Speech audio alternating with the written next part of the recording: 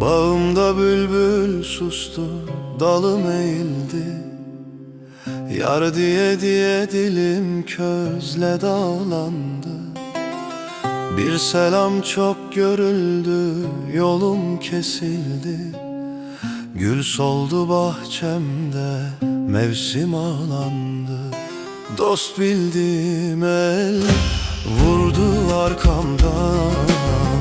Kader dedi geçti, durmadı bir an. Ne umut kaldı ne de ferman.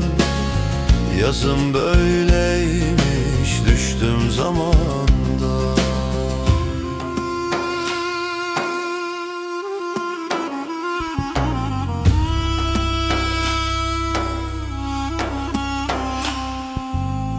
Dağlar duman oldu, yol vermez bana.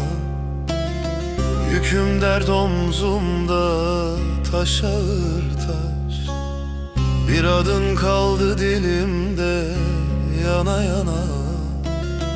Geceler uzun, sabahlar savaş. Dost bildim el vurdu arkamdan. Kader dedi geçti, durmadı bir an. Ne umut kaldı ne de ferman. Yazım böyleymiş, düştüm zamandan.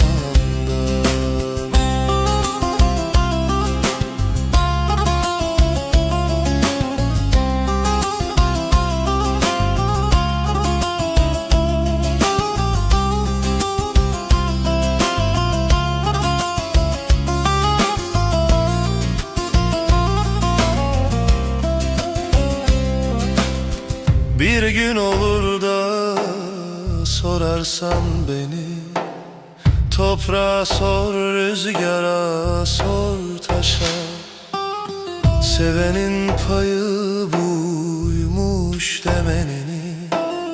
Gül tükendi gönlünde, kaldı yasla. Dost bildiğim el vurdu arkamdan. Kader dedi geçti, durmadı bir an.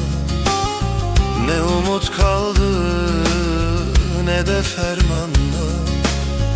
Yazım böyleymiş, düştüm zaman.